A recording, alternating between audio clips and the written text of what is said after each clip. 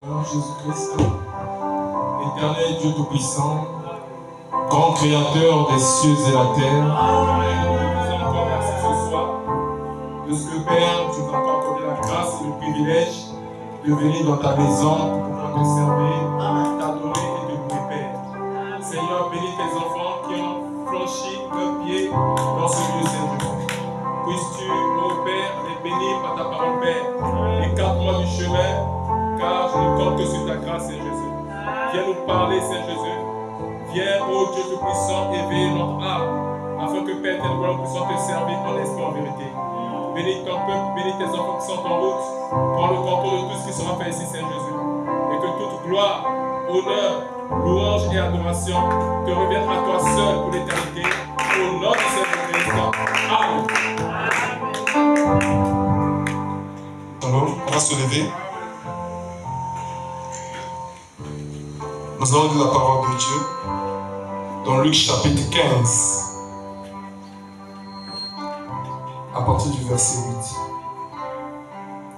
8. Ou quelle femme, si elle a 10 drachmes et qu'elle en perde une, n'allume une lampe, ne balaye la maison et ne cherche avec soin jusqu'à ce qu'elle la trouve.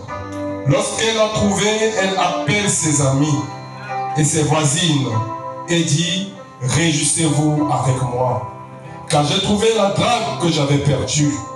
De même, je vous le dis, il y a de la joie devant les anges de Dieu pour un seul pécheur qui se répand. Nous allons lire dans Galates chapitre 5.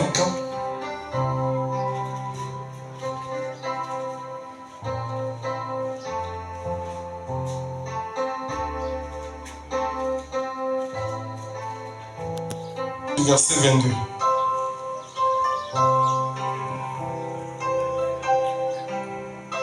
Écoutez ce que la parole de Dieu dit ici. Mais le fruit de l'esprit, c'est l'amour, la joie, la paix, la patience, la bonté, la bienveillance, la foi, la douceur, la maîtrise de soi. La loi n'est pas contre ces choses. Ceux qui sont à Jésus-Christ ont crucifié la chair avec ses passions et ses désirs. Si nous vivons par l'esprit, marchons aussi selon l'esprit. Ne cherchons pas une vaine gloire, en nous provoquant les uns les autres et en nous portant en vie les uns les autres. Amen. Que Dieu bénisse la lecture, la parole peut vous asseoir.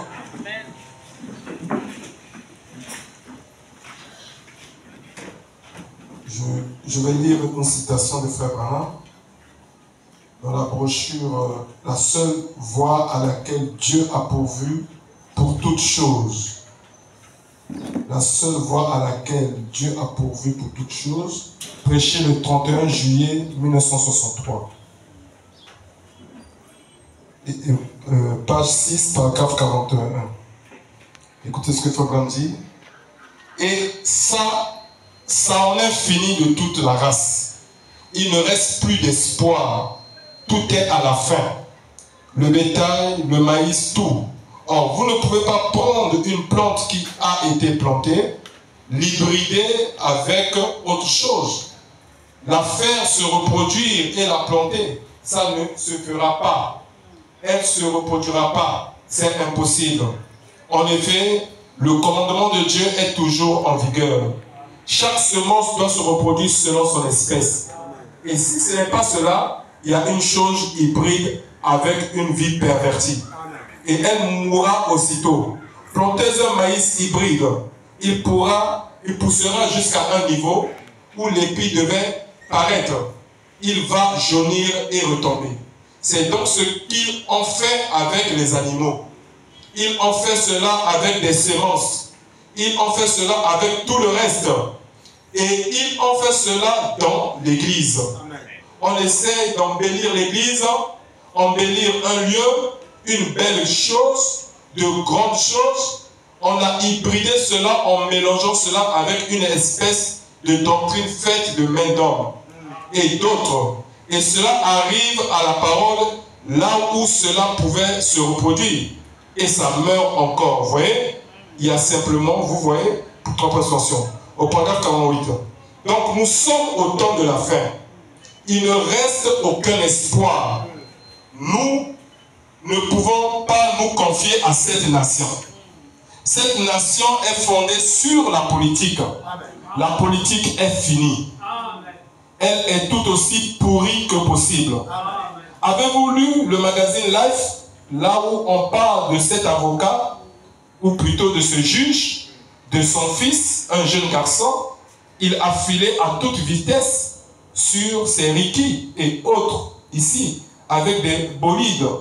Et son jeune garçon a tué un grand groupe de gens. Un petit enfant, un petit garçon et un groupe. Et le juge l'a acquitté. Tout un montage politique. Vous voyez, la vie de la nation est finie. La vie naturelle, botanique est finie. C'est tellement hybride et tout que ça n'a pas de vie. La vie humaine est un gâchis constant. Et la vie spirituelle est au point le plus bas qu'elle ait jamais atteint. Vous voyez? Vous voyez? Là, c'est tellement hybride. C'est hybridé avec tout. On y a ajouté autre chose pour rendre cela meilleur, comme ceci. Je vous assure, même nos mouvements pentecôtistes, alors qu'autrefois nous allions dans les anciens bars, comme ceci, et ailleurs, au paragraphe 54, mais observez la parole du Seigneur. Eh bien, Dieu a une façon de s'y prendre. Et nous devons nous y prendre selon la façon dont Dieu veut que ça soit fait. Sinon, alors ce ne sera pas efficace. Jésus avait trouvé une situation comme cela. Lorsqu'il est venu à son époque, il a dit, vous par votre tradition, vous avez rendu la parole de Dieu sans effet. Par votre tradition. Vous voyez, ils avaient hybridé, injecté leur propre tradition dans les commandements de Dieu. Ce qui rendait le commandement sans effet. Aujourd'hui, je sais que c'est pareil. Il ne reste rien, mon ami chrétien, si ce n'est la venue du Seigneur Jésus-Christ. C'est cela l'unique espoir de l'Église. Alléluia. Frère Branham dit qu'il n'y a plus rien. Alléluia. Il ne reste plus rien. Il n'y a plus quelque chose que nous attendons, si ce n'est que la venue du Seigneur. Alléluia. Et remarquez que cette femme avait 10 drachmes. Alléluia. Mais elle avait juste perdu une seule drachme. Et qu'est-ce qu'elle devait faire? Elle devait chercher cette drachme qu'elle avait perdue. Alléluia. Et Frère Branham dit que, regardez l'église, quel est le type de la femme. Il dit que l'église a perdu presque toutes les drachmes. Et c'est la vérité. L'église a tout perdu. Et qu'est-ce que l'église devait faire? Elle devait faire un inventaire pour retrouver la drachme qu'elle a perdue. Alléluia. Nous venons à l'église pour être des meilleures personnes. Nous ne venons pas à l'église pour être pire. Alléluia. Donc, Dieu nous donne l'occasion de rechercher la drachme. Or, la drachme qu'elle avait perdue, ça voulait montrer quoi? Ça voulait montrer que le réveil était terminé. Il n'y avait plus de réveil. Alléluia. Et ça montre même l'image de l'église. Une église sans le réveil. Alléluia. Parce que Dieu a donné des vertus à l'église. Alléluia. Qu'elle ne devait jamais perdre. Et nous avons lu cela dans Galates chapitre 6, là-bas. Alléluia. Dans Galates chapitre 5, à partir du verset 22, c'est fruit de l'esprit que l'église devait porter. Alléluia. L'église devait avoir la joie, la paix. Un enfant de Dieu, ce n'est pas quelqu'un qui est là à tout moment à se plaindre. Alléluia. Frère Branham dit qu'un fils de Dieu ne se plaint pas. Or, vous voyez aujourd'hui, ce sont les enfants de Dieu qui commencent à se plaindre. Alléluia. Ils sont devenus des plaintifs. Matin et soir, ils ne font que se plaindre. Alléluia. Et Frère Branham dit que lorsque vous vous plaignez trop, vous serez couronné par le diable. Alléluia. Donc vous devez banaliser les choses. Peu importe les situations qui sont en face de vous. Peu importe les situations qui vous rangent. Peu importe les situations qui vous minent. Vous devez être au-dessus de cette situation. Alléluia. Vous devez faire de votre effort de dire qu'il y a un Dieu qui pourvoit. Si Dieu vous a mené face à cette épreuve, c'est que Dieu va ouvrir une voie. Alléluia. Dieu ne peut pas vous mettre dans une épreuve éternelle. Ça n'existe pas. Une épreuve éternelle n'a jamais existé chez Dieu. Lorsqu'il y a une épreuve, c'est qu'il y a une voie, une issue de secours. Alléluia. Il y a un moyen d'échapper à l'épreuve. Et ce moyen, ce n'est que par la parole de Dieu. Ce moyen, ce n'est que de revenir à Jésus. Parce qu'il a dit, il dit, venez à moi, vous tous qui êtes fatigués et chargés, et je vous donnerai le repos. Alléluia. Quand tu as un problème, tu as une situation, le problème c'est d'apporter cette situation en face de Jésus. Et de lui soumettre le problème. Et lui, il va régler le problème. Mais pas à la manière que toi tu le penses. Il va le faire à sa manière à lui. Mais le problème c'est qu'il faut lui remettre ce fardeau-là. Alléluia. Donc cette femme, elle s'est rendue compte qu'elle avait perdu une drachme. Alléluia. Oh, n'oubliez pas que c'était une femme mariée. Et que son mari devait rentrer. Alléluia. Et Frère Branham dit que cette histoire, ça se passe au temps de la fin. Au temps du soir. Alléluia. Et nous sommes au temps de la fin. Nous sommes dans le dernier âge, l'âge de la Odyssée. L'âge qui va vivre la venue du Seigneur. L'âge des ténèbres. Mais c'est dans cet âge que Jésus vient chercher une épouse. Donc pendant que cette femme avait perdu la drachme, alléluia, elle s'est dit que si son mari venait la trouver dans cet état, elle serait taxée d'une femme prostituée. Il lui fallait donc rechercher cette drachme. Alléluia. La perte de la drachme pouvait montrer qu'il n'y avait plus de réveil en elle. Alléluia. Et elle avait seulement perdu une seule drachme. Alléluia. Mais toi et moi, nous ne savons pas combien de drachmes nous avons perdu. Nous sommes devenus commères. Alléluia. Nous sommes devenus indifférents. Alléluia. Nous venons à l'église quand nous voulons. Alléluia. Nous ne soutenons pas l'œuvre. Nous ne prions plus dans nos maisons. Alléluia. Donc ça veut dire que nous avons perdu beaucoup de drachmes. Alors qu'est-ce qu'il faut faire? Il faut rechercher cette drachme. Et elle a pris la chandelle ou la lampe. Elle s'est mise à fouiller. Alléluia. Mais elle ne s'est pas limitée à la lampe. Elle a pris le balai de l'évangile. Alléluia. Elle a commencé à balayer pour retrouver cette drachme. Alléluia. Maintenant, je vais vous dire quelque chose ici. Dans la brochure, la seconde venue du Seigneur, 17 avril 1957. La seconde venue du Seigneur. Prêché le 17 avril 1957. Page 13, paragraphe 56. Page 13, paragraphe 56. Aujourd'hui, si une femme est mariée, elle devrait porter une alliance, signe montrant qu'elle est mariée. Ça, c'est pour empêcher les autres hommes de faire quoi que ce soit avec elle. Quand il la regarde, il voit qu'elle est une femme mariée. En ces jours-là, on n'avait pas d'anneau de mariage. On avait une tablette. Alléluia. On appelait cela une tablette qu'on portait autour de la tête. Elle contenait 10 drachmes et elle entourait la tête. Et c'était là le signe qu'elles étaient des femmes mariées. Et aucun homme ne devrait s'amuser avec elles. Aucun garçon ne devait flirter avec elles. Elles étaient mariées.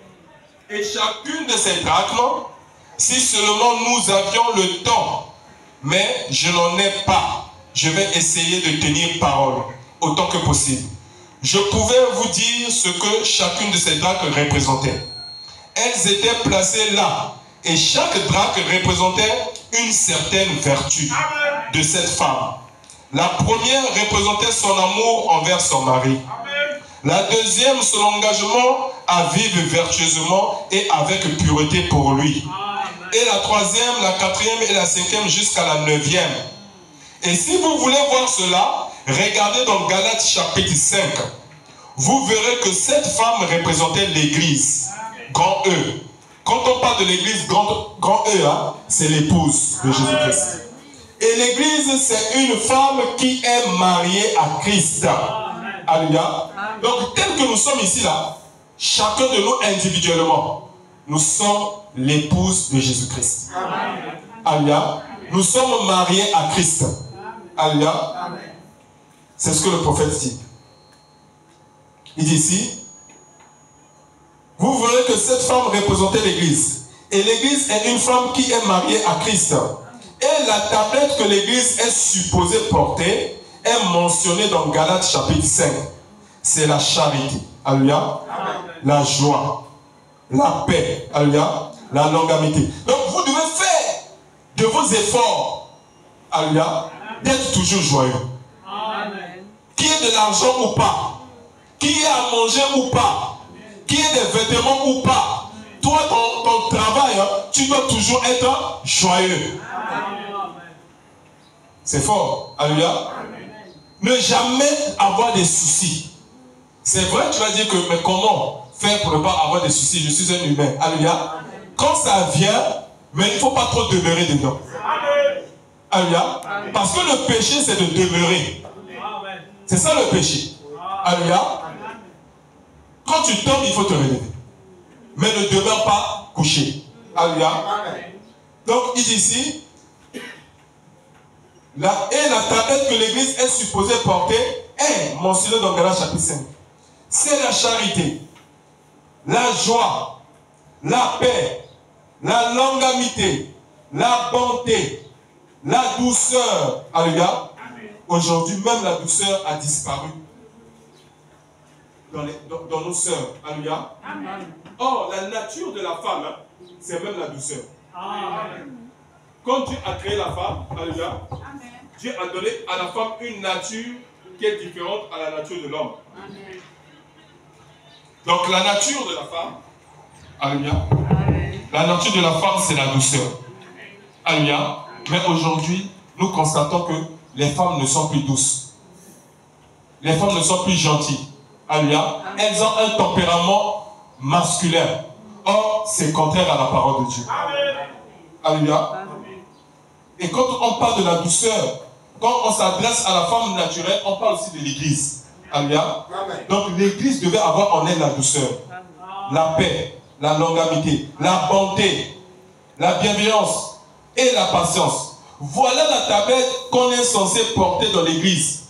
L'amour fraternel, l'amabilité, l'amitié. Et cette femme, lorsqu'il trompe son sang, il devait faire presque sombre lorsqu'elle découvrit qu'elle avait perdu une de ses drachmes. Alléluia.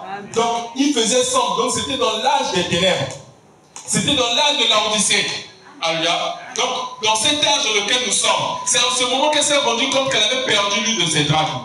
Alléluia. Et c'est la vérité. L'âge dans lequel nous vivons est un âge terrible. Alléluia. C'est un âge difficile à vaincre. Alléluia. C'est l'âge des ténèbres. Tous les démons qui étaient en enfer, la Bible dit que le puits de l'enfer est ouvert. Tous les démons qui étaient en enfer, alléluia, depuis la création du monde jusqu'à aujourd'hui, le puits de l'enfer est ouvert. Ces démons-là sont sur la terre. Alléluia. Et ces démons-là sont là pour combattre l'Église. Alléluia. Donc mon frère, il faut avoir Christ en soi. Et cette femme, lorsque trois personnes sont, il devait faire presque sombre lorsqu'elle découvrit qu'elle avait perdu une de ses drachmes. Oh, s'il n'y a jamais eu un temps où l'Église devrait faire un inventaire pour voir si on a toutes les drachmes, c'est bien maintenant. Il fait sombre. Alléluia. L'oppression et les nuages d'une civilisation dévastatrice sont suspendus au-dessus de la terre. Partout, c'est le péché et la débauche. Alléluia. Donc, le péché est partout. Alléluia. Dès que tu sors de ta maison, tu dois voir le péché. Même dans ton téléphone, le péché est là.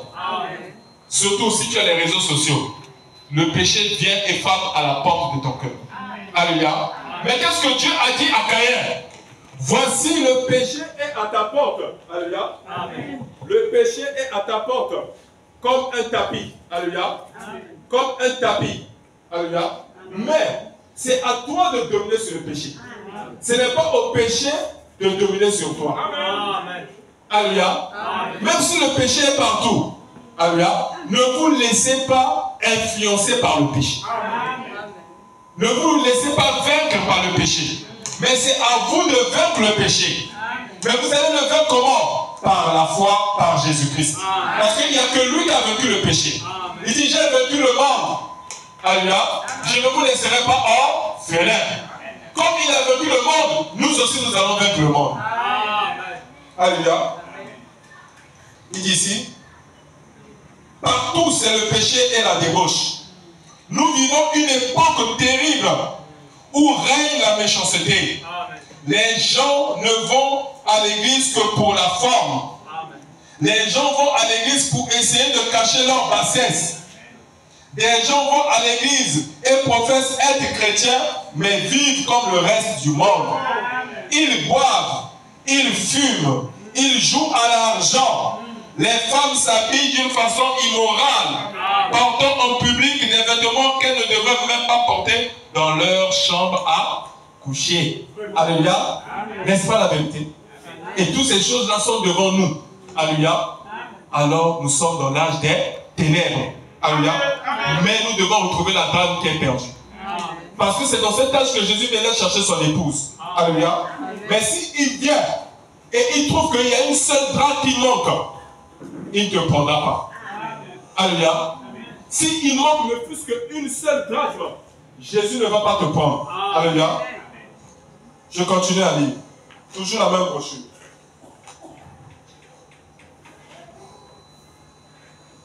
La page 14, la seconde venue du Seigneur, au paragraphe 62. Il dit ici. La nuit tombait et souvenez-vous, son mari devait retourner.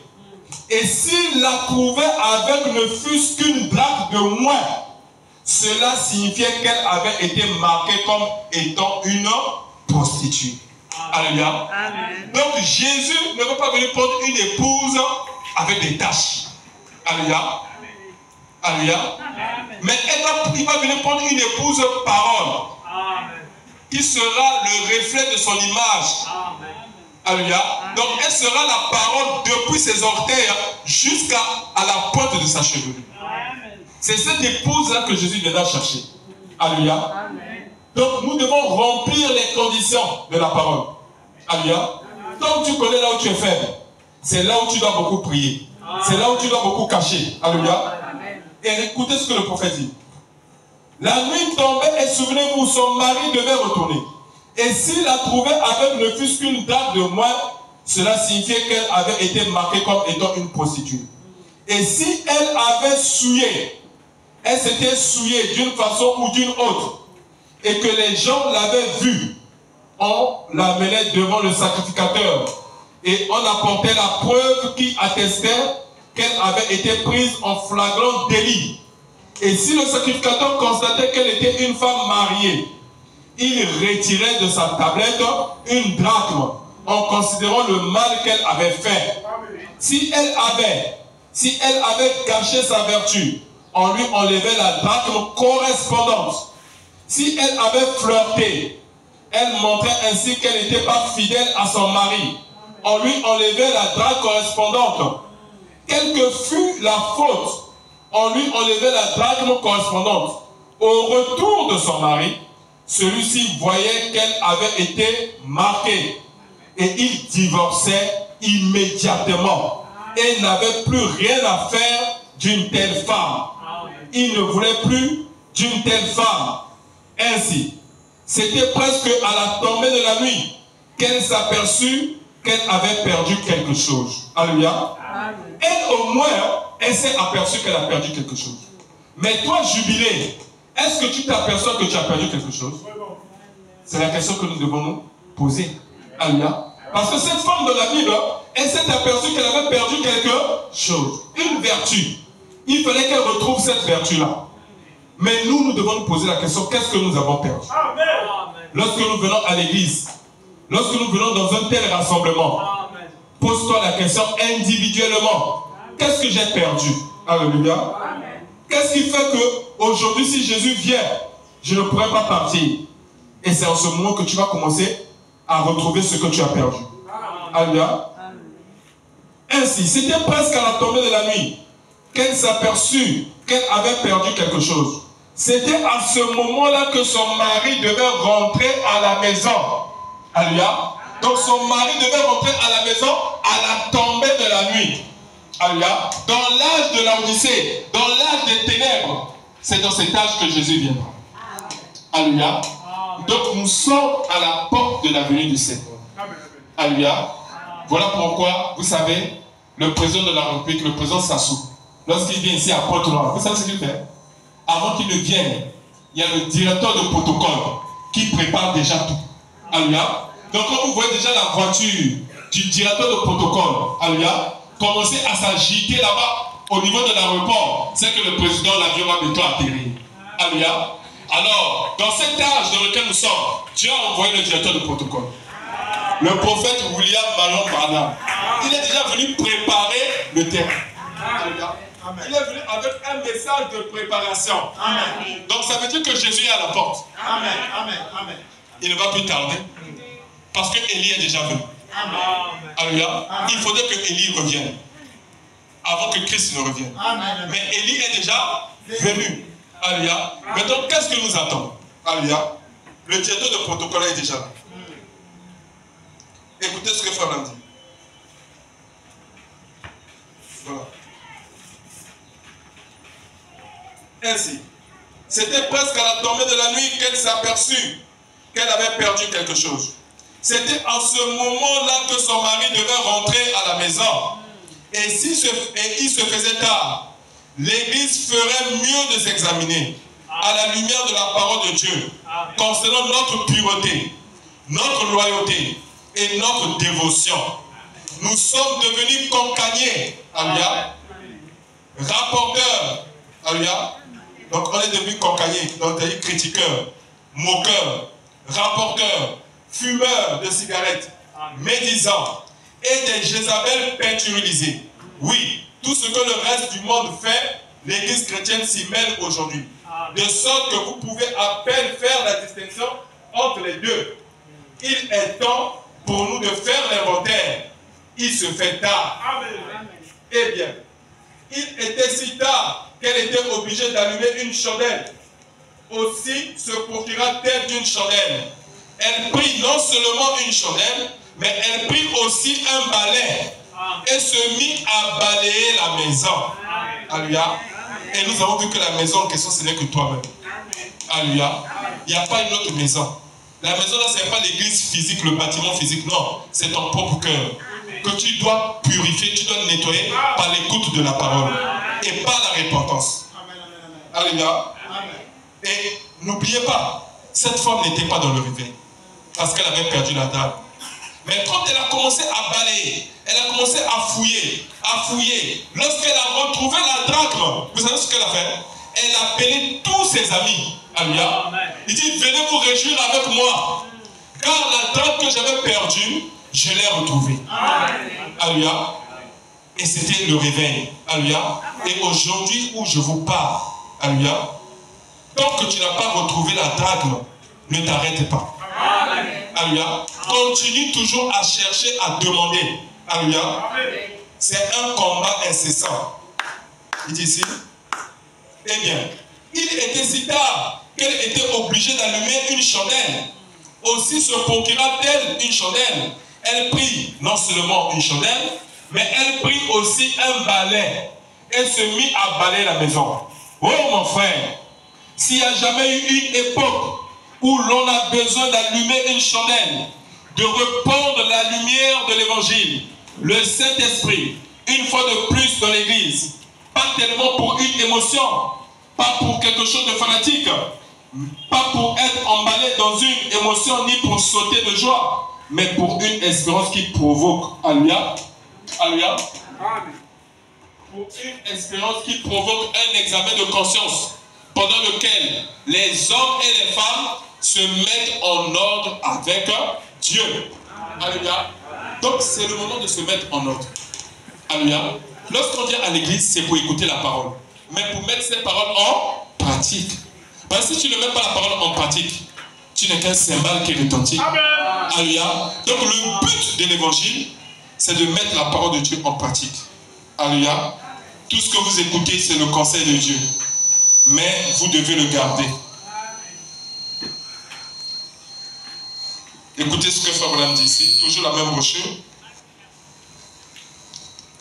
À la page 17. Page 17. Au paragraphe 80. Toujours la même brochure. Page 17, paragraphe 80. Il dit, imaginez-vous que vous rentrez chez vous la nuit, fatigué, las, épuisé, et que vous soyez fermier, mécanicien, prédicateur, peu importe votre métier. En rentrant, lorsque vous entrez dans votre petite maison, vous brûlez ardemment de pouvoir atteindre votre domicile. Alléluia. Vous ouvrez la porte, vous trouvez une douce petite femme. Alléluia. Qui vous accueille. Elle est toute jolie. Toute jolie et nette. Elle s'approche de vous, vous donne un baiser sur la joue. Elle dit, papa, comme tu es fatigué. Alléluia. Donc c'est la femme qui reçoit son mari et elle appelle son mari papa. Alléluia. Comme Sarah appelait Abraham mon Seigneur. Je ne sais pas si vous comprenez.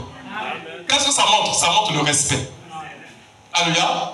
On ne fait pas ça pour la gloire, non, c'est pour le respect. Alléluia.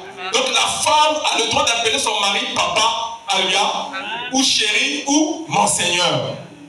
Alléluia. Parce que c'est l'homme qui t'a racheté. Mais aujourd'hui, nous ne trouvons plus ça. Alléluia. La femme trouve que même appeler son mari papa, il dit, hey, alléluia. Qu'est-ce que ça veut dire? Ça veut dire que les femmes aujourd'hui sont devenues très orgueilleuses. Il n'y a plus l'esprit d'humilité en elles. Alléluia. Donc, au paragraphe 81, il dit ici, oui, papa, comme tu es fatigué, elle vous fait asseoir sur une chaise et elle s'assied elle-même sur vos genoux. Elle passe ses bras autour de vous et vous caresse. Alléluia. Alors vous avez l'impression que vous n'êtes plus fatigué du tout. Donc, qu'est-ce que Frère Branham veut nous montrer par là? Que c'est la femme qui doit accueillir son mari. Je ne sais pas si vous comprenez. C'est la femme qui doit accueillir son mari quand son mari revient du travail. Ce n'est pas que quand le mari revient du travail, la femme, elle est là occupée à faire autre chose. Ou bien à suivre le novelas. Le monsieur entre, c'est lui-même qui se déchausse. Alléluia. Non, ce n'est pas la parole. Alléluia. Ce n'est pas la parole, elle ne joue pas son rôle. Parce que la Bible dit que la femme est une aide pour son mari. Alléluia. Donc une vraie femme, lorsque son mari entre à la maison, une vraie femme devait être là à l'attendre. Elle ne devait même pas dormir avant que son mari ne rentre. Il y a d'autres femmes, hein, ils n'attendent même pas le mari. Hein. Elle a déjà mangé. Alléluia. D'autres même ne font pas la table. Hein. Alléluia. Ou d'autres font la table et disent, ah, sa nourriture est là-bas. Elle va au lit, elle va dormir. Oh. Mais le chef de la maison n'est pas encore entré. Comment toi tu peux aller dormir? Alléluia. Si le général, alléluia, ne dort pas encore, comment les combattants, les petits soldats là vont aller dormir? Ils vont être là jusqu'à ce que le général a fini, il va se coucher et eux aussi ils vont aller. Alléluia. Donc aujourd'hui nous constatons que la femme a perdu beaucoup de vertus. Ça c'est les vertus de la femme. La gentillesse, l'accueil, alléluia, la manière de vivre dans le foyer. Parce que si toi qui es maman, tu ne fais pas ça, comment tes enfants vont faire cela? Alléluia. Parce qu'elles doivent apprendre de toi. Alléluia. Parce qu'un jour, n'oublie pas que ta fille sera dans un foyer. Si elle n'a pas appris chez elle à la maison, ce n'est pas chez son mari qu'elle va apprendre. N'oubliez pas qu'il y a des hommes dictateurs aussi. Alléluia. Si la femme ne connaît pas faire le préparer, lui dit, ah, tu ne connais pas préparer, il fallait que tu apprennes ça chez tes parents. Il va aller manger au restaurant. Alléluia. Donc, ce sont des petites choses que nous devons apprendre à nos enfants. Alléluia. Il dit ici, elle s'assied elle-même sur vos genoux, elle passe ses bras autour de vous et vous caresse, alors vous avez l'impression que vous n'êtes plus fatigué du tout. Quelque chose vous réconforte. C'est quelque chose que Dieu vous a donné dans ce but. Vous avez vu? Donc Dieu a mis la femme à côté de l'homme dans ce but-là de réconforter l'homme. Peut-être que tu étais dans le travail, le patron t'a engueulé là-bas. Alléluia. Le patron t'a bien insulté là-bas. Donc tu es sorti du bureau tout fâché. Tu rentres chez toi à la maison, tu viens trouver aussi un chien méchant dans la maison. Donc c'est ta femme qui t'attend. Chien méchant. Oh non, le canal était fini. Pourquoi tu n'as pas acheté le canal plus? Oh.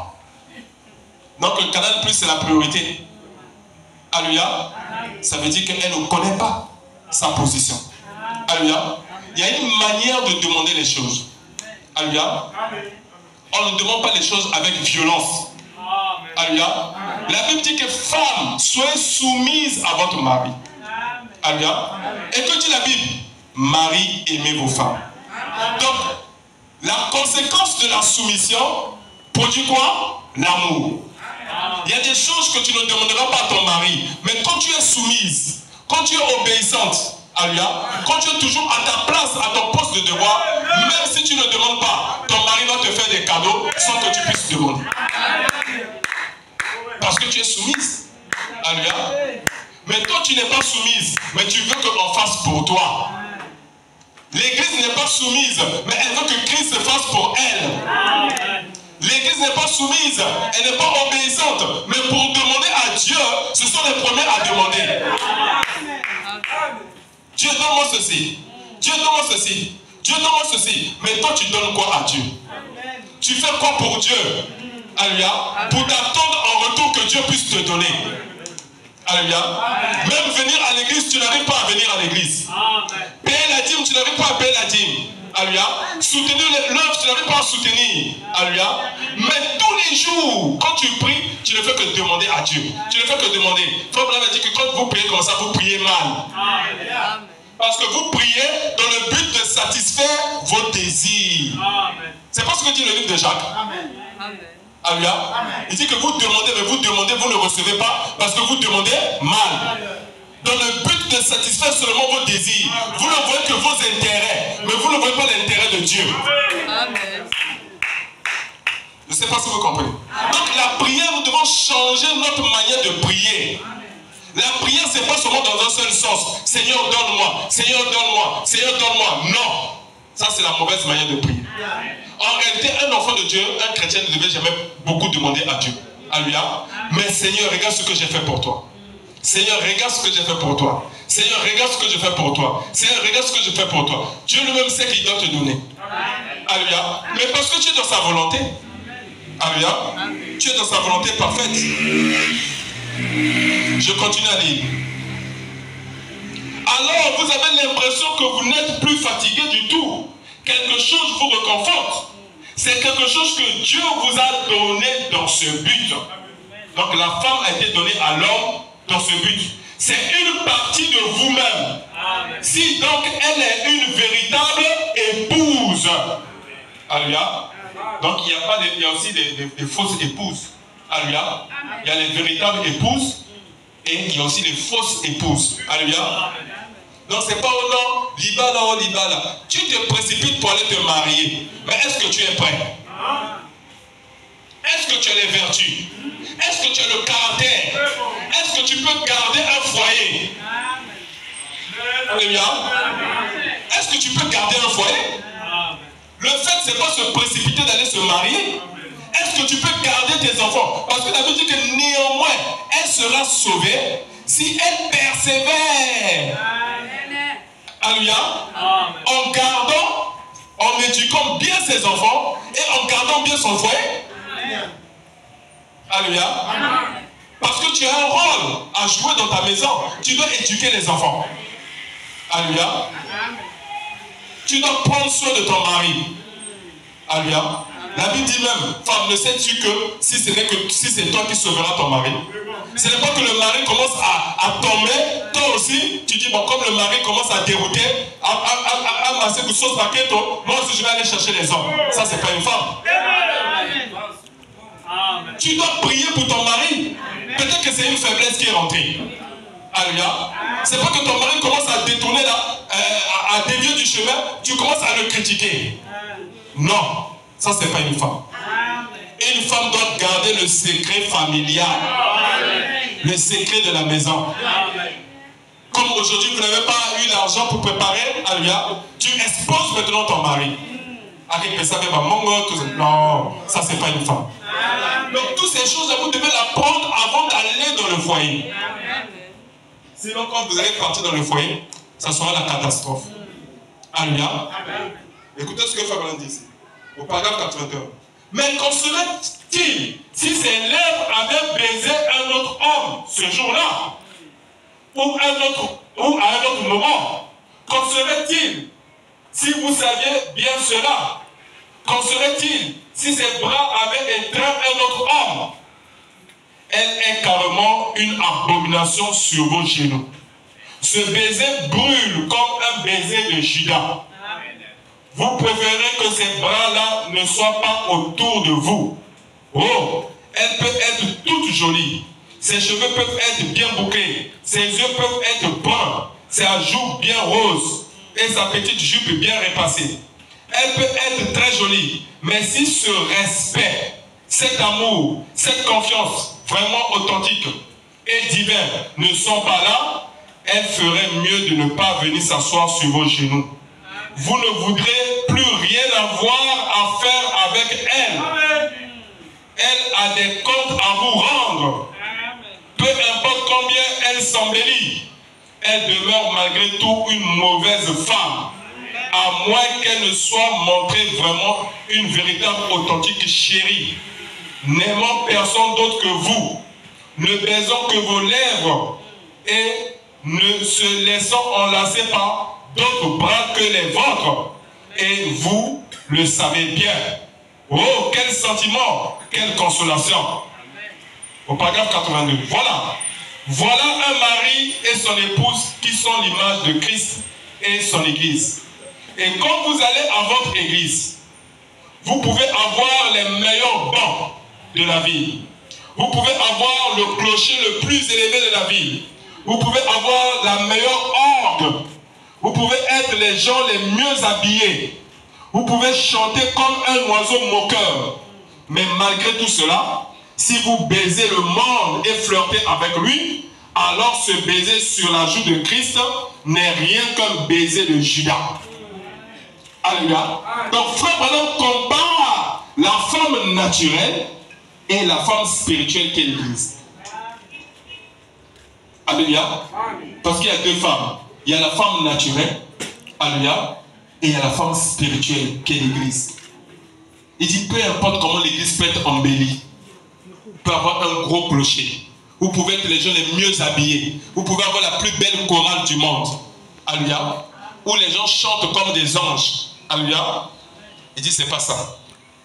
Mais si au même moment où vous chantez pour Jésus et vous flirtez encore avec le monde, il dit que le baiser là c'est comme le baiser de Judas. Alléluia. Vous pouvez chanter comme un oiseau moqueur, mais malgré tout cela, si vous baisez le monde et flirtez avec lui, alors ce baiser sur la joue de Christ n'est rien qu'un baiser de Judas. Il ne veut rien avoir à faire avec vous. En regardant votre anneau de mariage, il voit qu'il y a des drachmes qui ont été enlevés de la tablette. Il trouve que l'amour est parti. Alléluia. Ce n'est plus qu'un simulacre d'amour. Il découvre que la loyauté est partie. Vous avez commis la fornication avec le monde.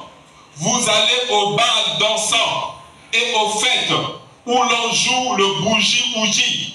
Et vous regardez des programmes malsains de télévision. Vous êtes en train de commettre adultère contre Christ, tout en l'appelant votre époux. Ah, c'est fort. Alléluia. Et c'est la condition de l'Église ce soir. C'est la condition de tout un chacun ici ce soir. Nous avons perdu notre drague. Alléluia. Vous savez, la drague, c'est quoi? C'est ce qui te lie à ton mari. Alléluia. C'est ce qui te lie à ton mari. La vertu qui te lie à Jésus-Christ. Alléluia. Il y a quelque chose qui t'unit à Christ. Et cette chose qui t'unit à Christ, ce sont ces vertus-là que Dieu t'a données. Alléluia. Et ce sont des vertus sacrées que nous devons garder en nous. Alléluia. Parce que l'église n'est pas charnelle, mais l'église est spirituelle. Mais nous avons perdu nos drachmes. Nous avons perdu nos vertus. Nous les avons vendues pour le monde. Et nous sommes devenus indifférents. Et toutes ces choses-là doivent quitter l'église avant que le réveil ne revienne. Vous ne pouvez pas avoir un réveil là où il y a la saleté. Alléluia. Vous ne pouvez pas avoir un réveil, alléluia, là où il y a les choses du monde. ça ne marchera pas. Vous devez vous séparer du monde. Alléluia. Vous devez totalement tourner le dos au monde afin que le réveil entre en vous. Amen. Alléluia. Mon frère, nous allons lire quelque chose ici.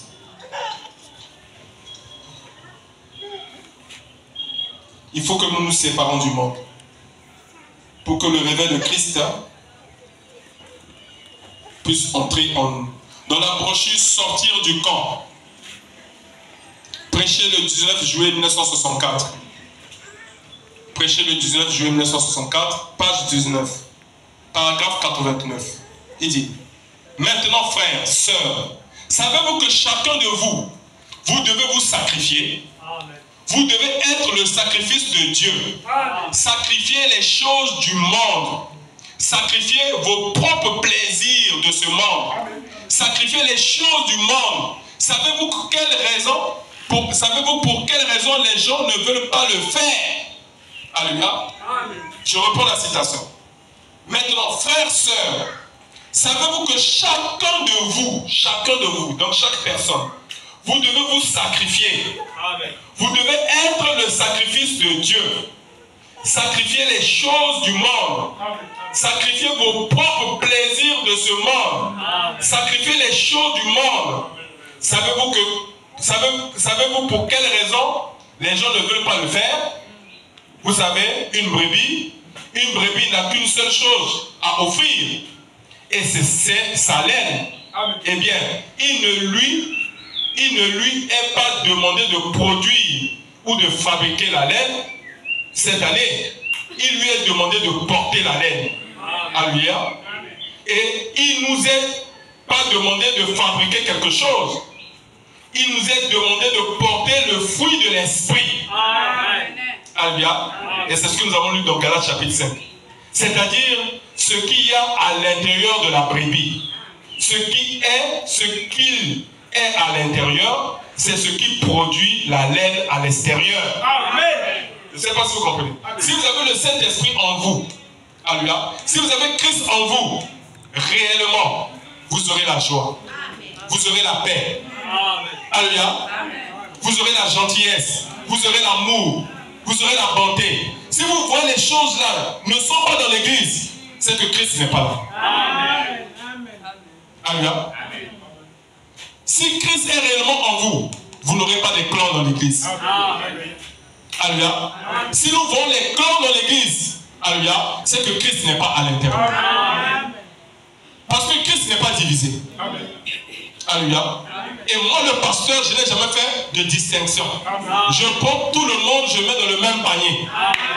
Alléluia. Je n'ai jamais fait de clan.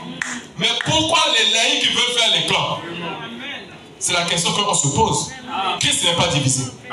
Alléluia. Christ est unique. Christ est universel. Si vous allez en Chine, c'est le même Dieu que vous allez adorer. Vous allez aux États-Unis, en Inde, partout, c'est le même Dieu que vous allez adorer. Alléluia.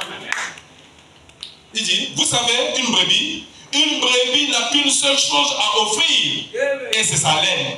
Alléluia. Or, la laine là, ce sont les fruits de l'esprit.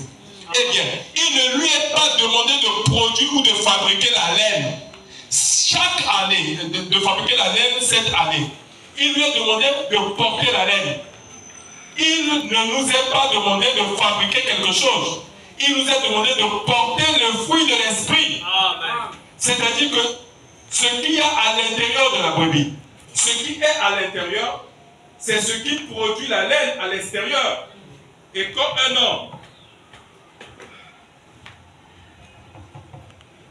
homme a Christ à l'intérieur, c'est ce qui le rend semblable à Christ à l'extérieur. Ce n'est pas quelque chose d'artificiel, un simulacre. Alléluia. Amen. Donc c'est ce qui est à l'intérieur de toi qui va se manifester à l'extérieur. Alléluia. Amen. Pourquoi nous ne voyons plus ces choses? Parce qu'en réalité, à l'intérieur, Christ n'est pas là. Alléluia. Parce que si Christ est là à l'intérieur, Christ va produire la joie. Alléluia. Nous allons lire les fruits de l'esprit. Nous allons lire dans Galates. Galates chapitre 5.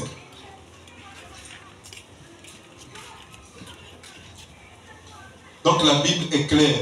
Le message aussi est clair. si le Saint-Esprit est en vous, le Saint-Esprit doit porter les fruits. Alléluia. Amen. Je n'ai jamais vu un arbre sans fruits. Alléluia. Même Jésus, lorsqu'il a eu faim, il voulait manger les fruits. Quand il a vu le figuier, il n'avait pas de fruits. Qu'est-ce qu'il a fait? Il a maudit le figuier. Alléluia. Or, les fruits là, c'est ça qui va faire de nous qui fait de nous des chrétiens. Alléluia. Galates chapitre 5, à partir du verset 22. Mais le fruit de l'esprit, alléluia. Donc si tu as le Saint-Esprit, c'est l'amour. Tu dois avoir l'amour. Alléluia. Tu dois avoir la joie. Alléluia. Ça, c'est la joie de Dieu. Alléluia. Tu dois avoir la paix. Alléluia. Donc tu dois être en paix avec ton Dieu et en paix avec tes frères. Alléluia. Tu dois avoir la patience. Tu dois supporter les autres. La bonté. Tu dois être bon envers les autres. La bienveillance. Alléluia. La foi. La douceur. La maîtrise de soi. La tempérance. Alléluia. La loi n'est pas contre ces choses. Ceux qui sont en Jésus-Christ ont crucifié la chair avec ses passions et ses désirs. Si nous vivons par l'Esprit, marchons aussi selon l'Esprit. Ne cherchons pas une vaine gloire en nous provoquant les uns les autres, en nous portant envie les uns les autres. Alléluia. Donc Paul était déjà en train de réprimander cette église-là, alléluia, parmi les gens de Galates. Parce qu'il y avait des clans. Alléluia. Il y avait des clans. Les clans ici, les clans là, alléluia. Et Paul était déjà en train d'avertir l'église, ne cherchons pas une vaine gloire. Ne nous provoquons pas les uns les autres. Ne nous portons pas envie les uns les autres. Mais on se bat pourquoi? Nous sommes tous des pèlerins, nous avons tous quitté cette terre. Alléluia. Pourquoi tu te bats? Pourquoi nous nous battons? Tous ici, nous sommes pèlerins. Un jour, si Jésus tarde, nous allons tous mourir. Amen. Alléluia. Mais pourquoi qu'on soit dans un nid? Alléluia. À cause de l'église. Mais l'église, c'est un bâtiment. L'église va rester. Et pendant la marque de la bête, on va entasser des sacs de ciment ici. Amen. Alléluia. Donc tu vas te battre à cause de l'église. Oh, donc tu n'as rien compris. Alléluia. À l'église, on ne vient pas pour se battre. À l'église, on ne vient pas pour se porter en vie. À l'église, on ne vient pas pour avoir des querelles avec la soeur ou avec le frère. C'est faux. L'église n'est pas un ring ou un lieu où on vient se battre. Ce n'est pas aussi un lieu où on vient faire la concurrence. Alléluia. Mais c'est un lieu où on vient écouter la parole de Dieu pour édifier l'homme intérieur. Alléluia. Parce que tu dois être puissamment fortifié dans l'homme intérieur. Alléluia. C'est pour cela qu'on vient à l'église. Alléluia. Mais beaucoup de gens, je pense qu'ils ont perdu le but pour lequel nous venons à l'église. Alléluia. Nous devons faire des efforts. Jubilé tabernacle. Alléluia. Nous devons faire un effort de changer. Alléluia. Parce que si nous ne changeons pas, si Jésus vient nous trouver dans cette position-là, je ne sais pas si même 5 pourront partir. Nous devons changer nos comportements, notre façon de faire. Alléluia. Et changer même nos mentalités. Alléluia. Donc je disais ici, je continue à lire dans la brochure sortie du corps. Il ne nous est pas demandé de fabriquer quelque chose. Il nous est demandé de porter les fruits de l'esprit. C'est-à-dire que ce qu'il y a à l'intérieur de la brebis, c'est ce qui est à l'intérieur, c'est ce qui produit la laine à l'extérieur. Et quand un homme a Christ à l'intérieur, c'est ce qui le rend semblable à Christ à l'extérieur. Ce n'est pas quelque chose d'artificiel. Alléluia. Donc, moi, je ne vais pas me rendre semblable à Christ comme je vois aujourd'hui dans le message. Vous savez ce que les gens font? Comme Branham, c'était un homme du désert du Kentucky. Mais dans le désert, il y a une manière de s'habiller là-bas. Ils aiment souvent porter les Lévis. Ils aiment être en Lévis Strauss. Hein? Lévis bleu là, ou kaki. Alléluia. Il porte son chapeau, il porte son Santiago. Alléluia. Sa chaussure, sa botte. Maintenant, moi aussi au Congo, je dis, bon, pour être comme Branham, je vais porter aussi Lévis, je vais porter mon chapeau, je vais porter Santiago, et alors je dirais que je suis chrétien. Frère Branham dit c'est faux. Alléluia. Tu n'es pas chrétien parce que tu as porté un accoutrement. Parce que tu as porté la veste et la cravate. C'est pas ça qui fait de toi un chrétien. Ou tu as porté une longue jupe. C'est pas ça qui fait de toi un chrétien. Alléluia. Le chrétien, c'est celui qui est à l'intérieur de toi. C'est Christ. Et il dit, mes paroles sont esprit et vie. Alléluia. Et s'il vit en toi, alléluia, alors il va te donner sa conduite, sa manière de vivre. Alléluia. Tu ne peux plus agir comme tu agissais avant. Tu ne peux plus faire comme tu faisais avant. Si Christ est en toi, c'est lui qui dirige maintenant ta vie. C'est lui qui contrôle ta vie. Alléluia. Si hier tu mentais, arrête le mensonge. Dis à Dieu, aide-moi. Je suis un menteur. Reconnais ta condition. Pleure devant le Seigneur. Alléluia. Dis à Dieu, je suis un voleur. J'ai l'habitude de voler. Mais aide-moi. Je ne veux pas demeurer voleur. Seigneur, je suis un tricheur. Délivre-moi de la tricherie. Alléluia. Change-moi. C'est ça qui devait être ta prière. C'est ça qui devait être ma prière à moi. Que Dieu nous change. Que Dieu nous transforme. Et quand Dieu va voir que cette prière est sincère, il nous sauvera. Alléluia. Je vais vous lire le passage que nous avons lu ici. Dans Luc. Écoutez ce que le Seigneur dit ici. Dans Luc chapitre 15, à partir du verset 8.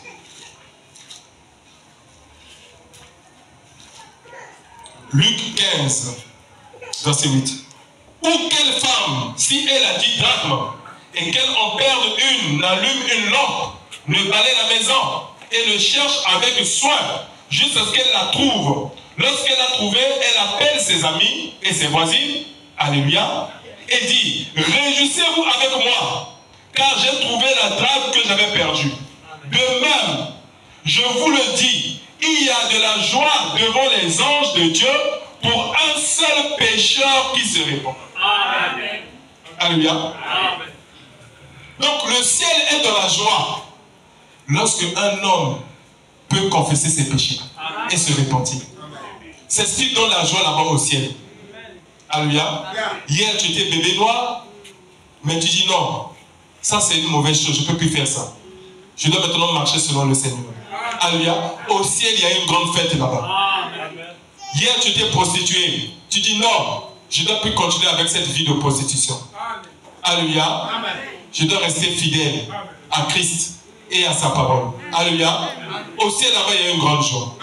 Lorsque un seul pécheur se répand, c'est une joie là-bas au ciel. C'est une grande fête là-bas au ciel. Alléluia. Donc, ce qui donne la joie au Seigneur, c'est lorsque nous nous répandons. C'est lorsque nous confessons nos péchés. Alléluia. N'aie jamais honte de te repentir. N'aie jamais honte de mettre ta vie en ordre. Alléluia. Mais persévère. Alléluia. Donc nous devons persévérer, mon frère, ma soeur.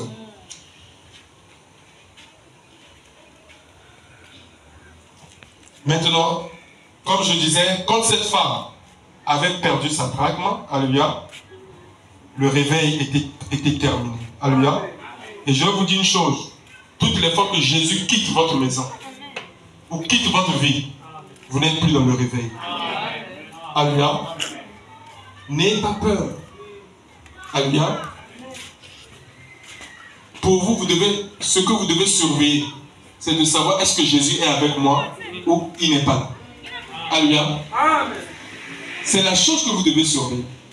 Pas les hommes, mais Jésus. Alléluia. Mais si Jésus peut quitter votre vie, c'est terminé.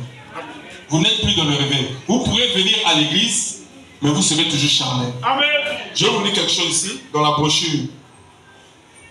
Puis Jésus vint à l'heure la plus sombre. Écoutez ce que Frère dit. C'est prêché.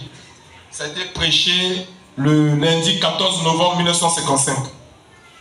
Puis Jésus vint à l'heure la plus sombre. Nous allons prendre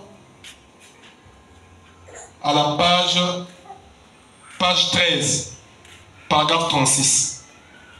Maintenant, nous devons nous dépêcher parce qu'il ne nous reste maintenant que 8 minutes environ. Et nous allons devoir commencer la ligne de prière. Remarquez, vite, Jésus avait quitté la maison de Lazare, Marthe et Marie. Et alors, une fois Jésus parti, la maladie survint. Et quand Jésus quitte votre maison, les ennuis surviennent. Souvenez-vous-en bien. Une fois que Jésus quitte votre maison, attendez-vous aux ennuis. Alléluia. Donc mon frère, ma soeur, ce qui est important, ce qu'il faut rechercher, c'est que Jésus doit être toujours là. Alléluia. Si Jésus quitte ta vie, si Jésus quitte ton commerce, si Jésus quitte tes activités, alléluia, tu es mort. Alléluia. Voilà pourquoi nous devons toujours nous repentir pour que sa présence soit toujours là, continuelle.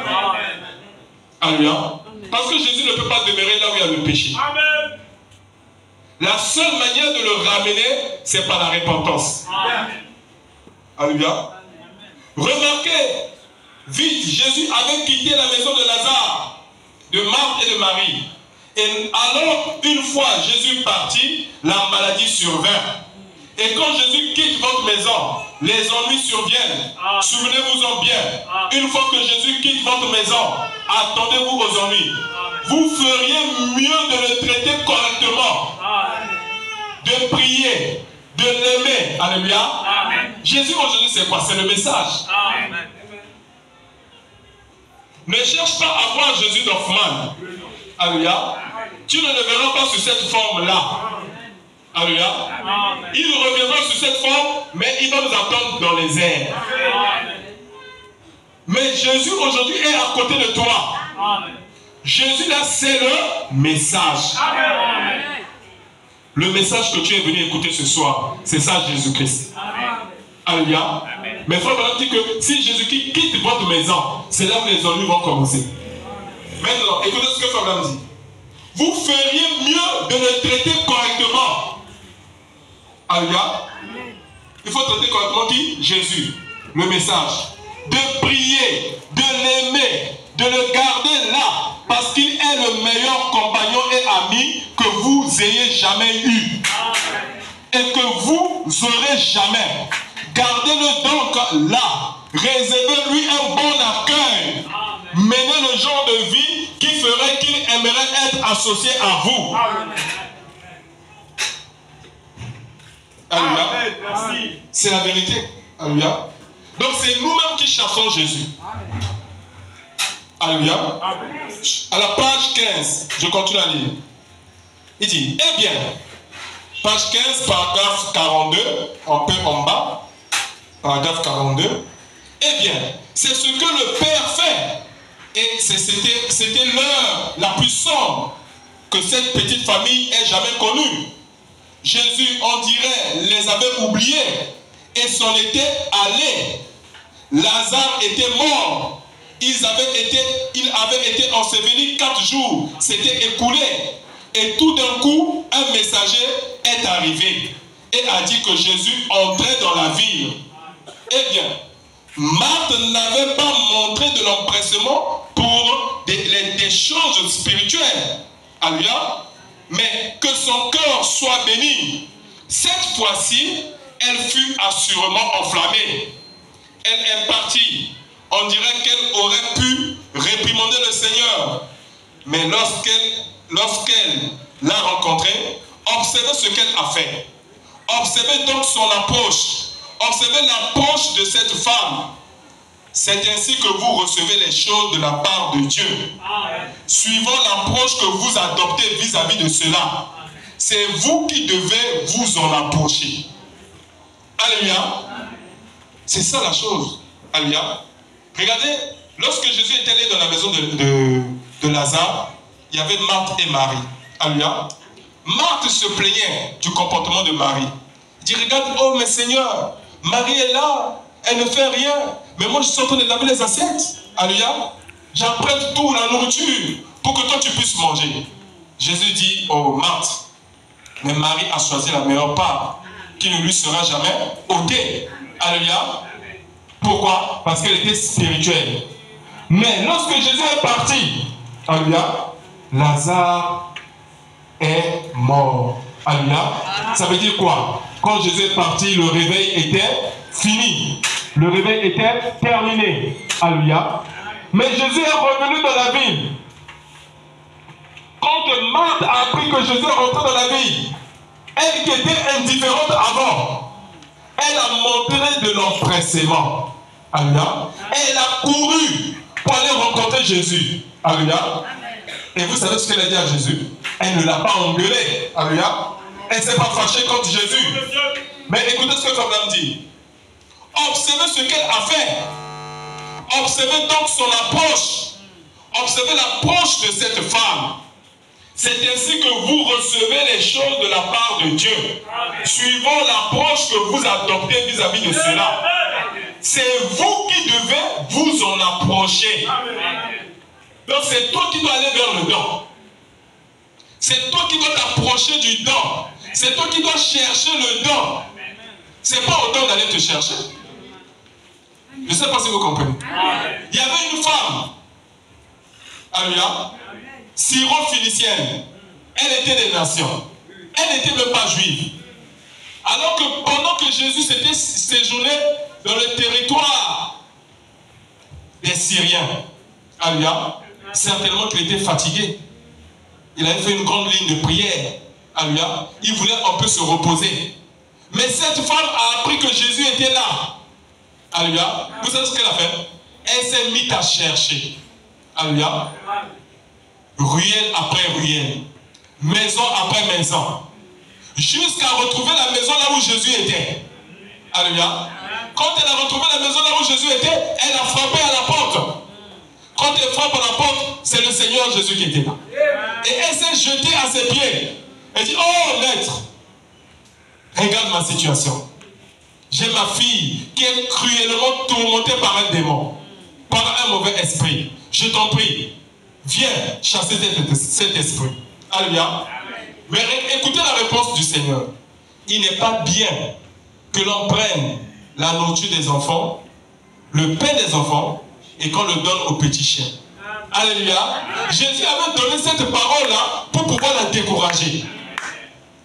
Alléluia. Parce que pour atteindre le don de Dieu, il y a des obstacles. Il n'y a rien de facile, mon frère. Alléluia. Même la piscine de Bethesda, c'est celui qui tombe le premier qui reçoit sa guérison.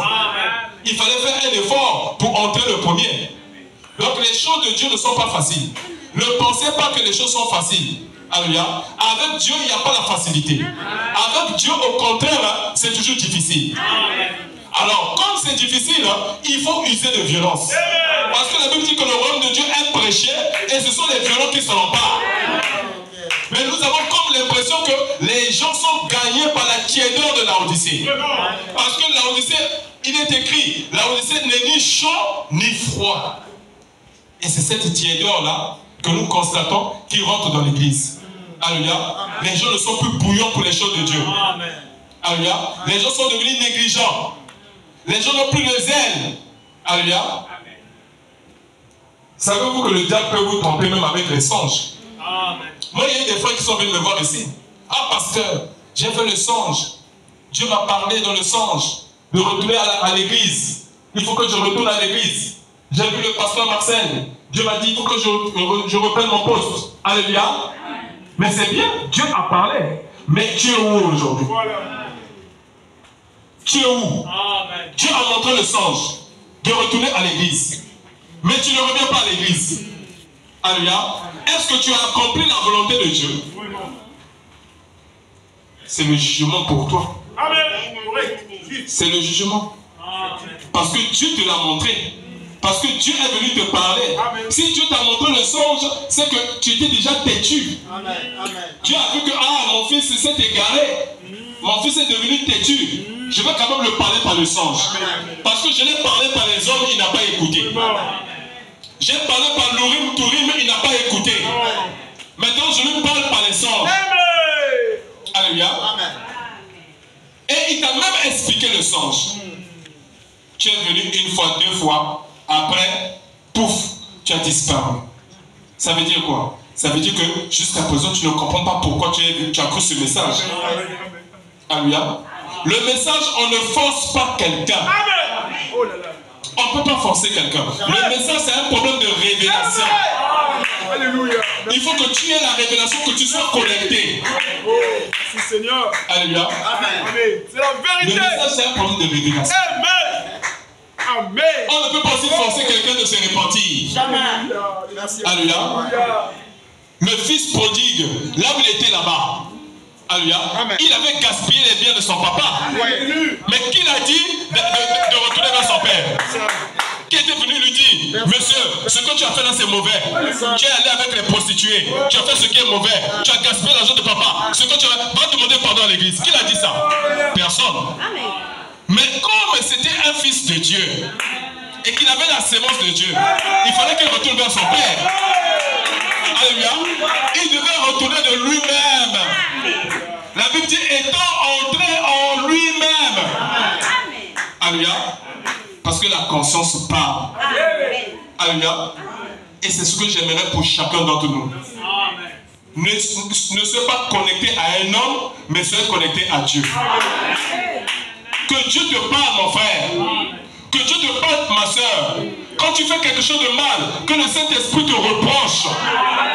Et que te dise que ce que tu as fait, c'est mal.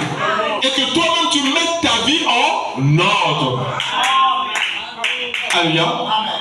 Et quand tu vas te mettre ta vie en ordre, n'oublie pas, le Père sera là pour t'attendre. Parce que c'est pour cela qu'il a donné sa vie à la croix.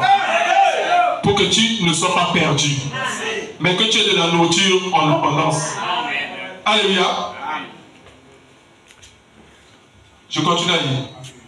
Eh bien, Marc n'avait pas montré de l'empressement pour des choses spirituelles, mais que son cœur soit béni. Cette fois-ci, elle fut assurément enflammée. Elle est partie. On dirait qu'elle aurait pu réprimander le Seigneur. Mais lorsqu'elle l'a rencontré, observez ce qu'elle a fait. Observez donc son approche. Observez l'approche de cette femme. C'est ainsi que vous recevez les choses de la part de Dieu. Suivant l'approche que vous adoptez vis-à-vis de cela. C'est vous qui devez vous en approcher. Donc si nous ne recevons pas de Dieu, c'est que nous venons avec la mauvaise approche. Nous venons avec la mauvaise approche. Voilà pourquoi nous ne recevons pas de la part de Dieu. Alléluia. Quelle est ton approche ce soir? Alléluia. Il y a des gens dans cette église, depuis que je suis pasteur, alléluia, ils ne sont jamais venus me voir au bureau là-bas. Mais ils sont membres de Jubilé Tabernacle. Vraiment. Ils disent, le pasteur c'est mon pasteur. Mais il n'y a pas une connexion avec le pasteur. Vraiment. Oh, il doit avoir une connexion avec le pasteur. Correct. Alléluia. Parce que nous ne sommes pas une grande église. Nous sommes une petite église. Donc chaque brebis devait avoir une connexion avec le pasteur. Une relation avec le pasteur. Que Dieu bénisse notre sœur Lucia. J'étais même étonné. Elle vient de me voir dans le bureau et dit, pasteur, je veux seulement te saluer. Alléluia. Mais qu'est-ce qu'elle était en train de faire? Elle était en train d'avoir une connexion avec le pasteur. Donc à la fin de chaque prédication, pasteur, je suis venu te saluer. Je dis, shalom, que Dieu te bénisse. Shalom, que Dieu te bénisse. Et Dieu ne peut que la bénir. Amen. Alléluia. Et c'est ça qui manque à beaucoup de gens. Ils n'ont pas l'approche vers Dieu. Ou l'approche vers les dons de Dieu. Ils disent, Dieu ne m'écoute pas. Dieu ne m'exauce pas. Mais comment tu veux que Dieu puisse t'exaucer? Mais quelle est ton approche? Alléluia. Mais regardez ce que Marthe a fait. Alléluia. Elle est venue vers le Seigneur. C'est ainsi que vous recevez les choses de la part de Dieu, suivant l'approche que vous adoptez vis-à-vis de cela. C'est vous qui devez vous en approcher. Alléluia. Donc c'est à toi de chercher Jésus. C'est à toi de t'approcher vers la vie éternelle. Comme cette femme syro-phénicienne, elle a cherché là où Jésus était caché. Parce qu'elle avait un problème. Son enfant était tourmenté par le démon. Elle avait besoin de la délivrance. Mais malgré que Jésus a mis les cales, Jésus a mis les cales parce qu'il était d'abord venu pour les enfants d'Israël. Il dit, il n'est pas bien que je prenne le pain des enfants et que je le donne aux petits chiens. et dire, oh Seigneur, mais même les petits chiens mangent les miettes qui tombent de la table de leur maître. Quand Jésus a entendu cela, il dit, ah, tu as une grande foi. Tu as une très grande foi. Alléluia. Donc malgré que j'ai mis les blocages, tu as quand même traversé la barrière. Et tu es entré dans le sein d'Élohim. Qui te soit fait selon ta foi. Alléluia. Et je vais vous dire que nous les nations, nous avons une grande foi. Nous le peuple noir, nous avons une grande foi. Il y a des gens qui viennent à l'église malgré qu'ils sont malades. Or le Mundélé, quand il est malade, hein, il va droit à l'hôpital. Hein. Qu'est-ce qu'il doit faire à l'église? Alléluia. Le Mundélé, quand il neige, droit à la maison. Alléluia. Mais le noir, il peut braver tout. Même le mal de dents, il vient là, il vient écouter la parole de Dieu. La fois dernière, le dimanche, ça fait longtemps, quand j'ai prêché, j'ai fini de prêcher comme ça. Je rentre dans le bureau, douleur de dents. Alléluia. Mais malgré la douleur de dents, je n'ai pas dit aux gens, allez-y, ils sont venus, j'ai prié pour eux. Avec la douleur. C'est ça, les nations. Nous avons une grande foi. Alléluia. Et Dieu aime une telle chose. Dieu aime cette foi qui est battante. Alléluia. Écoutez ce que Fabien dit ici, sur la foi. Toujours la même brochure, page 12. Page 12, paragraphe 33. Page 12, paragraphe 33. Il y a des critiqueurs dans chaque réunion. On peut le sentir. Lorsque l'onction parle, vous pouvez sentir cette indifférence froide. Et vous savez que ce n'est pas vrai. Vous savez qu'ils doutent. Mais cela se passe. Vous sentez cet accueil chaleureux. Alors ça marche à merveille. Mais alors, alléluia. Donc, ici nous parle de deux états. Alléluia. Parce que quand il fait la ligne de prière, il y a de ceux qui doutent. Il dit que ce sont les critiqueurs. Alléluia. Et il dit qu'il peut sentir le doute, l'incrédulité dans le cœur des gens. Et c'est vrai. Alléluia. Mais il dit que de la même manière qu'ils sont l'incrédulité dans le cœur des gens, ils sont aussi la foi dans le cœur des gens. Alléluia. Voilà, il dit, il y a des critiqueurs dans chaque réunion. On peut le sentir lorsque l'onction parle. Donc quand la parole est prêchée, ou quand l'onction parle, on prie, vous pouvez sentir cette indifférence froide. Alléluia. Donc vous sentez l'indifférence. Et vous savez que ce n'est pas vrai. Alléluia. Vous savez qu'ils doutent. Mais cela se passe. Vous sentez cet accueil chaleureux. Alors ça marche à merveille. Voilà, alors, quelqu'un se tient là. Qu'est-ce? Je monte sur la pointe de mes pieds. Donc, comme dans la parabole. Voici une femme. Oh, si une chose, Seigneur, si seulement tu lui dis, comme tu avais dit à la femme au puits, lui dire une chose qui cloche en elle, peut-être que cela l'aidera. Là, on monte. Elle se tient là, je dis, croyez-vous? Oh, gloire à Dieu, frère Madame. J'ai toute la foi. Oui, je le sais. Si vous en aviez, vous ne vous tiendrez pas ici. Alléluia. Donc, quand on pose la question à l'auditeur qui est devant lui, est-ce que vous croyez? Et il dit, oh, frère Madame, j'ai toute la foi. Frère Madame a dit que si vous avez toute la foi, vous ne serez pas dans la ligne de prière.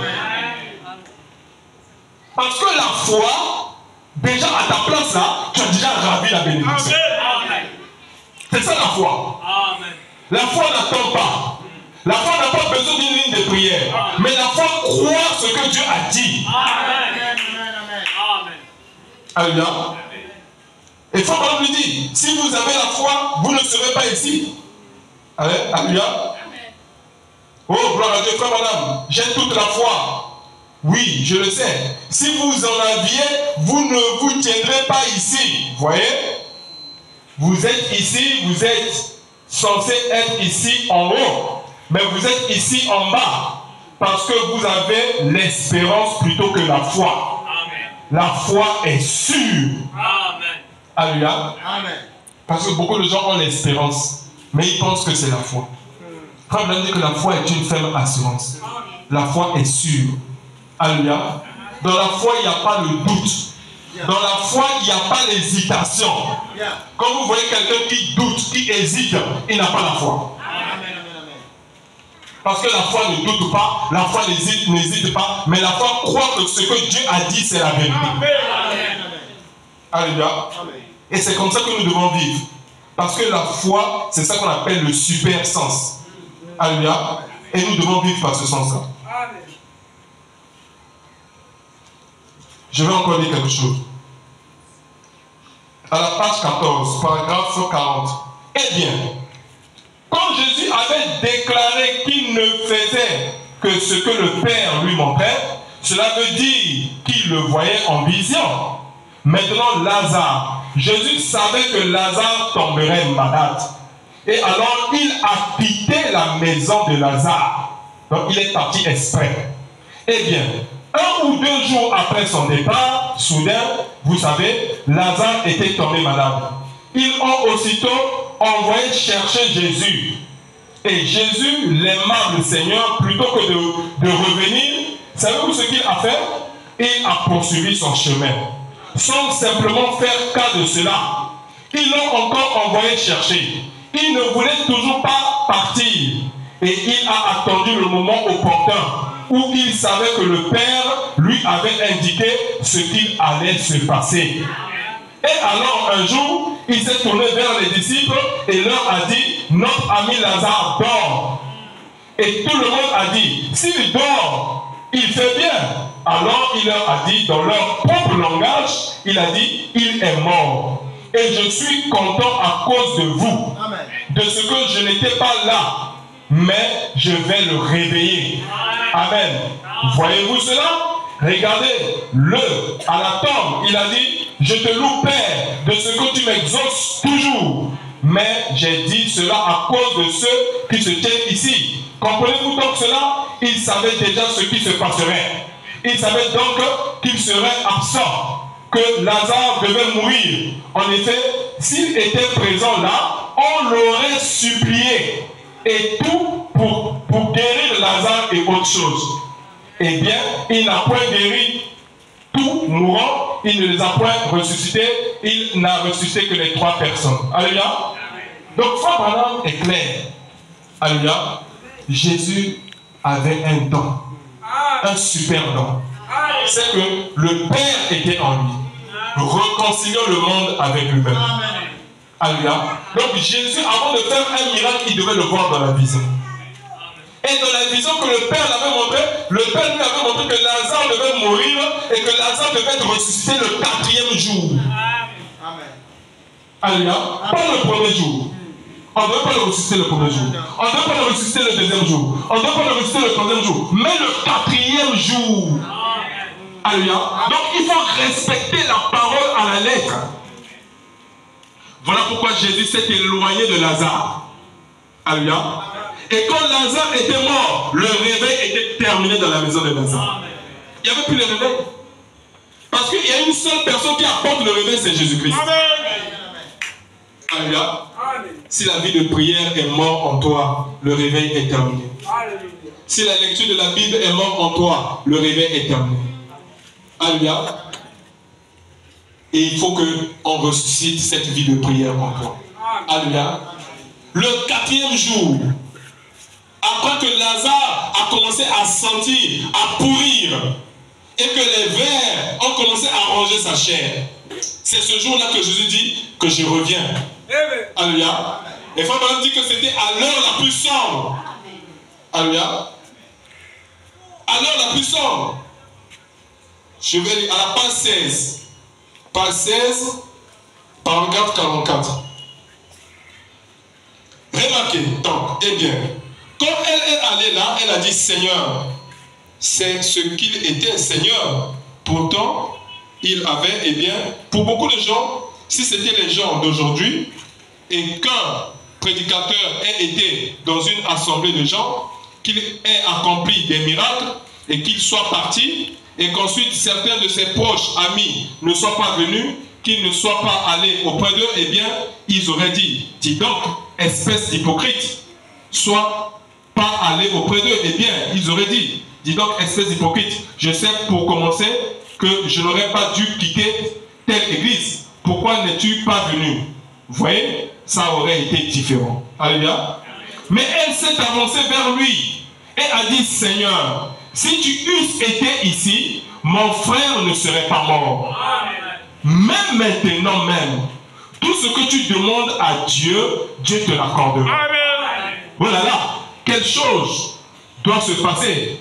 Quelque chose doit se passer. Elle est allée chercher Marthe, ou plutôt Marie, parce qu'elle a dit, le maître est ici, il te demande. Puis Jésus vint à l'heure la plus sombre que cette petite famille ait jamais connue. Peut-être que vous êtes allé consulter chaque médecin de la vie. Celle-ci peut être votre heure la plus sombre. Alléluia. Donc chacun de nous ici, nous traversons une heure très sombre. Alléluia. Celle-ci peut être votre heure la plus sombre. Mais Jésus est venu. Peut-être que c'est l'heure la plus sombre que vous ayez jamais connue. Ou que vous ayez jamais vu. Ou vous, peut-être que le médecin vous a abandonné. Mais Jésus vient juste à l'heure la plus sombre. Ce fut à l'heure la plus sombre que les enfants hébreux, Shadrach, Meshach et Abednego, aient jamais connu. Ils entraient droit dans la fournaise ardente. Et puis Jésus vient juste à l'heure la plus sombre. C'est bien son genre, n'est-ce pas? À l'heure la plus sombre. Ce fut l'heure la plus sombre que la petite dame ait jamais connue. Celle qui avait la perte de sang. Il n'y avait aucun moyen pour elle d'entrer dans la ligne de prière, ni rien d'autre. Elle avait dépensé tout son argent chez les médecins. Aucun d'eux n'avait pu l'aider. Et elle souffrait de cette perte de sang depuis des années, des années. Elle était faible, probablement qu'elle avait vendu tous les outils de quoi à manger ou quelque chose comme cela. Puis Jésus vint à l'heure la plus sombre. Alléluia. Donc c'est à l'heure la plus sombre que Jésus va venir dans votre vie. Pour faire quoi? Pour vous délivrer. Alléluia. Pour apporter la solution aux problèmes que vous avez. Alléluia. Il viendra, il sera au rendez-vous. Il n'abandonne jamais. Alléluia. C'est toi et moi qui voyons que nous sommes abandonnés. Mais Jésus n'abandonne jamais. Lorsque vous l'appelez, il viendra au moment où toi tu ne t'attends pas. Le grand problème, c'est qu'aujourd'hui, les gens veulent que Jésus fasse les choses à leur manière. Il ne le fera pas à ta manière, mais il fera ça à sa manière. Parce que toi, tu fais tes calculs, mais Dieu aussi a ses calculs. Alléluia. La pensée de l'homme n'est pas la pensée de Dieu. Alléluia. Tu as ta pensée, mais Dieu aussi a sa pensée. Et la Bible dit que c'est la pensée de Dieu qui s'accomplit toujours. Alléluia. C'est toujours la pensée de Dieu qui s'accomplit. Toi, tu peux dire non, j'ai fait tel projet, j'ai fait tel programme, j'irai à tel endroit. Mais tu ne sais pas ce qui va t'arriver demain. Tu ne sais pas si Dieu, demain, le demain ne t'appartient pas. Ça appartient à l'Éternel. Alléluia. Donc quand tu fais un programme, il faut le faire avec Jésus. Si Dieu le veut, je vais faire ceci. Si Dieu le permet, je ferai ceci. Si c'est la volonté de Dieu, je ferai ceci. Alléluia. Mais ne fais jamais des programmes par toi-même. Alléluia. Sinon, tu seras déçu. Que Dieu vous bénisse. Je vais m'arrêter par là. Nous allons adorer le Seigneur. C'est le moment de prier ton Dieu. Comme cette femme qui avait retrouvé la dague qu'elle avait perdue. Elle a appelé ses amis. Elle a dit, venez voir. J'ai retrouvé la dague que j'ai perdue. Et c'est un réveil qui avait commencé dans sa maison. Mon frère, c'est le moment de parler à Jésus. Tu as perdu certainement quelque chose. Tu as perdu quelque chose. Sinon le Saint-Esprit n'allait pas parler. Si le Saint-Esprit parle, il ne parle jamais en vain. Certainement que tu as perdu quelque chose. Certainement que tu as perdu quelque chose. Mon frère, ma soeur, tu connais ce que tu as perdu. Peut-être que tu es devenu colérique. Tu es devenu médisant. Tu es devenu impatient. Tu as perdu quelque chose. Tu as perdu la vie de prière. Tu as perdu la vie de consécration. Tu as perdu l'amour fraternel. Mon frère, c'est le moment de parler à ton Dieu. C'est le moment de lever la voix. C'est le moment de crier au Seigneur. D'implorer la grâce de Dieu. D'implorer la miséricorde du Seigneur. Prions tous le Seigneur.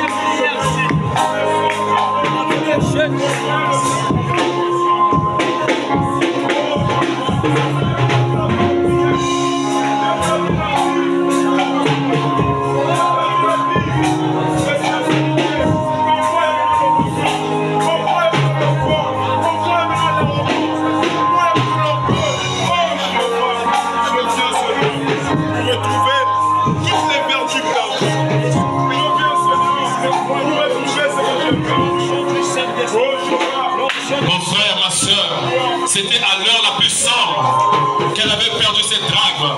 À l'heure la plus sombre, dans l'âge de l'Odyssée. Parce que son mari allait bientôt venir. L'époux de son âme allait bientôt venir. Mais elle s'est rendue compte, s'il vient comme ça, l'époux de mon âme, mais s'il vient et que je suis encore colérique, mais s'il vient et que j'ai des ennemis, et s'il vient et que je suis voleur, oh non, ça ne peut pas marcher. Je dois retrouver ma position. Je dois retrouver ma position. Mon frère, retrouve ta position. Retrouve ta position. Oh, mon frère, c'est le moment de rentrer en toi-même. Tu as perdu quelque chose.